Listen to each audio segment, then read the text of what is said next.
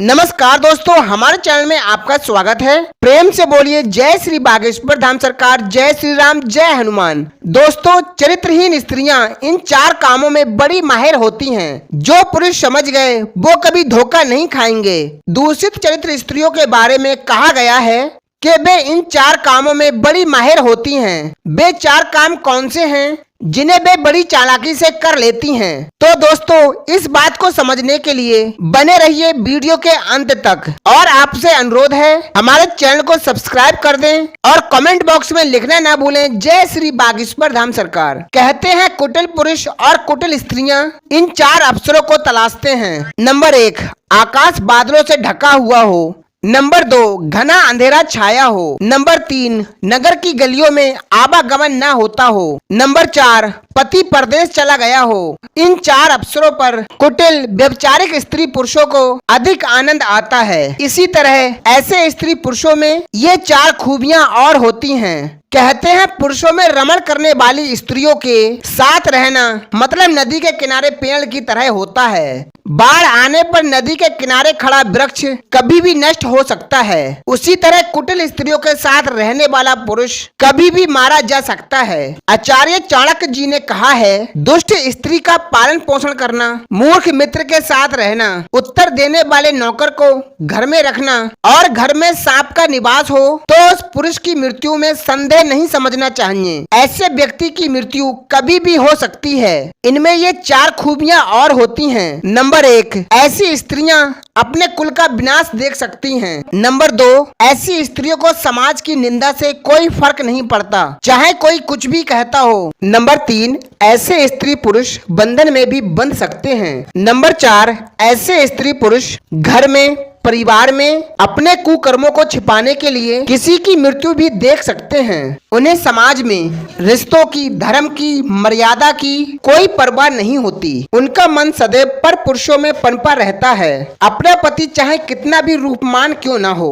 उनके लिए पति का मधुर वचन भी कड़वा लगता है। दोस्तों, ऐसी ही मैं आपको एक कहानी सुनाता हूँ, जिसे सुनकर आपको पता चल जाएगा कि कुटिल स्त्रियाँ किन किन कामों में माहिर होती हैं। किसी नगर में एक बड़ा ही पैसे वाला साहूकार रहता था। शहर में एक उसकी दुकान थी। व्यापार के सिलसिले में वो अक्सर बाहर चला जाता था। उसकी दुकान उसका नौकर चलाता था। साहूकार की स्त्री बहुत ही सुंदर थी। वो ज्यादातर घर पर अकेली ही रहती थी। अब अकेले कहाँ तक मन लगे। साहूकार के न होने पर वो अपने नौकर को घर पर बुला लेती थी और उसी से उसका बोलना बतलाना होता रहता था। कहते हैं जवान स्त्री को अकेले या दूसरे पुरुष के साथ नहीं छोड़ना चाहिए। लंबे समय तक पुरुष का परदेश में रहना भी स्त्री को गलत रास्ते पर चलने के लिए विवश करता है। जो स्त्रियां संयमी, संस्कारी और आदर्शवादी होती हैं, वे किसी भी परिस्थिति में अपना मन नहीं भटकाती, चाहे उनका पति परदेश में हो या फिर घर पर दूषित कुल और दूषित मन वाली स्त्रियां ऐसे अवसरों को अपने सुख का मौका बनाती हैं और पर पुरुषों में आसक्त हो जाती हैं। साहूकार की पत्नी अकेले होने पर उदास रहती थी। वो सोचती थी कि कोई साथी होता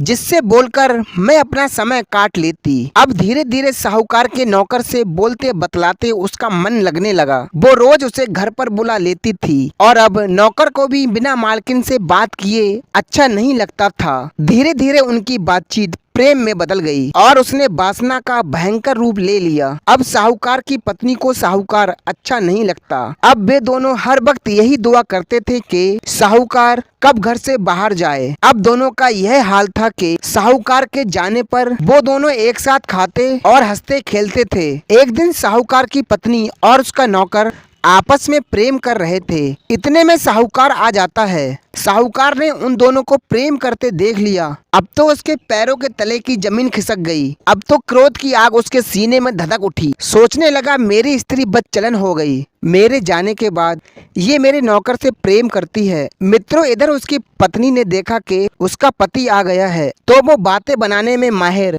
चतुर स्त्री तुरंत नौकर को छोड़कर अपने पति के पास पहुंची और कहने लगी, देखो जी, तुम इस नौकर पर दुकान छोड़ जाते हो, इस पर इतना भरोसा दिखाते हो, ये कितना दुष्ट है। रोज कपूर चुराकर खा जाता है और जब मैं पूछती हूँ तो मानता भी नहीं है। आज मैंने इसका मुख सूंघ लिया। वास्तव में आज इसने कपूर चुराकर खाया है। मैं चाहती हूँ कि आप इसे दंडित करें। मित्रों, पत्नी की यह बातें सुनकर साहूकार का सारा गुस्सा ठंडा पड़ गया। सोचने लगा, मैं तो व्यर्थ ही अपनी पतिव्रता पत्नी पर दोष लगा रहा था। मेरी स्त्री नौकर की चोरी पकड़ रही थी। धन्य है जिस घर में ऐसी चतुर स्त्री हो। मजाल क्या एक पैसे की भी चोरी कर कर ले जाए। अब तो वो गुस्सा भूलकर मन ही मन खुश होने लगा और नौकर को डांटने लगा। नौकर ने भी बातें बनाते हुए कहा, देखो हुजूर, मालकिन कितनी तेज तर्रार हैं। जिस घर में ऐसी तेज तर्रार मालकिन हो, उस घर में नौकरों की क्या दशा होगी। चोरी पकड़ने के लिए इन्होंने मेरा मुख सूंघकर पता कर लिया कि मैंने कपूर खाया है। अब जो मालकिन कपूर भी न खाने दें, ऐसी कंजूस मालकिन के घर कौन रहना चाहेगा। दोस्तों, इतना कहकर नौकर नाराज होता हुआ घर से जाने लगा। नौकर को घर छोड़ता जाता देख मालिक कहने लगा, अरे बंधु, तुम तो रूठ गए। देखो ये तुम्हारी मालकिन है, इन्हें चोरी कर कर खाने वालों से सख्त नफरत है। तुम्हें जो कुछ भी चाहिए इनसे मांग लिया करो, ये कभी तुमसे नाराज नहीं होंगे।